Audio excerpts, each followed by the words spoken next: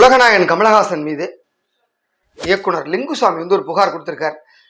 கமல் உத்தமனா வில்லனா அப்படிங்கிற மாதிரி ஒரு கேள்வி கேட்டு தயாரிப்பாளர் சங்கத்தில் ஒரு புகார் கொடுத்திருக்கார். என்ன பஞ்சாயத்து அவங்களுக்குள்ள அப்படின்னா, 2015ஆம் ஆண்டு திருப்பதி பிரதர்ஸ் அப்படிங்கிற ஒரு கம்பெனியை வந்து இயக்குனர் லிங்குசாமியும் அவருடைய சகோதரர்களும் சேர்ந்து நடத்திட்டு வராங்க.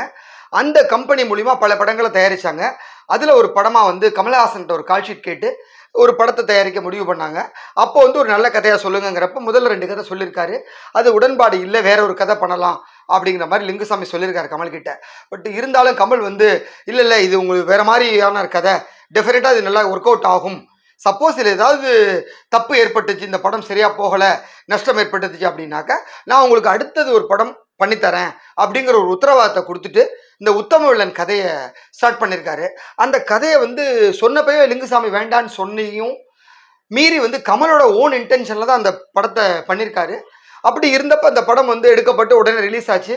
ரிலீஸ் ஆனப்போ ஒன்றும் பெருசாக எந்த ஒரு ரெஸ்பான்ஸுமே இல்லை. ஸோ ரசிகர்கிட்டேருந்து பெருசாக ரெஸ்பான்ஸ் இல்லை.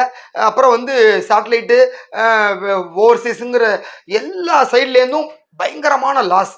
ஸோ கமலுங்கிற பெரிய ஐகான், அதுவே வந்து பெரும் பங்கு சேலரி போயிடும். அதை தாண்டி மேக்கிங் செலவுகள்லாம் சேர்த்து பல கோடிகள் அதில் நட்டமாச்சு. ஸோ அதில் வாங்கின கடனுக்கு அப்புறம் லிங்குசாமி அண்ட் பிரதர்ஸ்னால் எந்திரிக்கவே முடியல. அதுக்கப்புறம் ஒரு தொடர்ந்து சரிவு. கிட்டத்தட்ட ஒரு நல்ல லீடிங் டைரக்டராக இருந்தவர், லீடிங் ப்ரொடியூசர் கம்பெனியாக திருப்பதி பிரதர்ஸ் இருந்த நிறுவனம் இந்த படத்துக்கு உத்தம வில்லன் படத்துக்கு அப்புறம் டோட்டலாக வாஷ் அவுட். அதுக்கப்புறமா வந்து கமலை பார்த்து கேட்டப்ப நான் ஏற்கனவே சொன்ன மாதிரி நம்ம பண்ணிடலாம் அப்படின்னு சொல்லி ஒரு அஷூரன்ஸ் கொடுத்துருக்காரு. அதுக்கப்புறம் டேட்ஸே கொடுக்கல, இவங்களும் அப்ரோச் பண்ணியிருக்காங்க, தோன்னு சொல்லி இழுத்தடிச்சுன்னே இருந்திருக்காரு. 9 வருஷம் இப்படியே போயிடுச்சு. கிட்டத்தட்ட 9 ஆண்டுகளுக்கு பிறகும் கமலஹாசன் எந்த ரெஸ்பான்ஸ் இல்லை. அப்படிங்கிறதுனால கடந்த வாரம் வந்து லிங்குசாமி வந்து தயாரிப்பாளர் சங்கத்தில் ஒரு 5 பக்கத்துக்கு ஒரு புகார் கடிதத்தை கொடுத்துருக்காரு. அதில் டீட்டெயிலாக வந்து என்னென்ன நடந்தது, எப்படி இந்த படம் வந்து இந்த படத்தினால் எவ்வளோ நஷ்டம் அப்படிங்கிறதெல்லாம் கோட் பண்ணி கொடுத்துருக்காரு. இந்த லெட்டருக்கு அப்புறம் விளக்கம் கேட்டு கமலஹாசன் தரப்பிலிருந்து தயாரிப்பாளர் சங்கம் சொல்லலைன்னா நான் நீதிமன்றத்துக்கு போய் வழக்கு தொடர வேண்டி இருக்கும் அப்படிங்கிற மாதிரி சொல்லியிருக்காரு. ஒருவேளை வந்து கமல் அதுக்கு சரியாக ரெஸ்பான்ஸ் பண்ணலை, அவருக்கு பதில் கொடுக்கல அப்படின்னா அவங்க அடுத்த கட்ட நடவடிக்கையாக வந்து கோர்ட்டுக்கு போயிடுவாங்க திருப்பதி பிரதர்ஸ். ஒருவேளை கோர்ட்டுக்கு போய் இந்த கேஸ் சம்மந்தமாக ஏதாவது ஸ்டே வாங்கினாங்க அப்படின்னா இனி வரும் கமல் படங்களுக்கு பெரிய சிக்கல் இருக்கும். அதில் அடுத்த லைனப்பில் ஜூன் மாதம் வரப்போகிறது இந்தியன் 2 படம். ஸோ இந்தியன் 2 படம் ரிலீஸ்க்கு ஒரு பெரிய தலைக்கு மேலே தொங்குற கத்தி மாதிரி இந்த லிங்குசாமியோட கேஸ் வந்து நிற்கும்.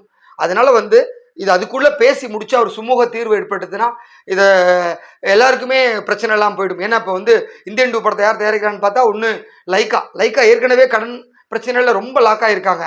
அதில் கோ ப்ரொடியூசராக இருக்கிறது வந்து red Jain movies. So red Jain movies recent டேஸில் வந்து படத்தை வெளியிடுறது குறைஞ்சி போச்சு. அதனால வந்து அவங்களும் இதில் சேர்ந்து இருக்கிறதுனால இது கண்டிப்பாக வந்து கமல் சைடில் பேசி ஒரு நல்ல பதிலை வந்து லிங்குசாமிக்கு வாங்கி தருவாங்க அப்படிங்கிற மாதிரி சொல்லப்படுது இண்டஸ்ட்ரியில். இப்போதைக்கு வந்து கமல் வந்து டெல்லியில் வந்து தக் லைஃப் ஷூட்டிங்கில் இருக்காரு.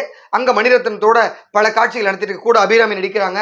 அப்புறம் நாசரு, வையாபுரி, சிம்பு, இப்படி பெரிய ஒரு நட்சத்திர பட்டாளத்தை வச்சு அழகாக ஷூட் பண்ணிட்டு இருக்காரு. ஏதாவது இந்த வார இறுதிக்குள்ளே வந்து இதற்கான பதில் இருக்கும் அப்படிங்கிற மாதிரி சொல்லியிருக்காங்க.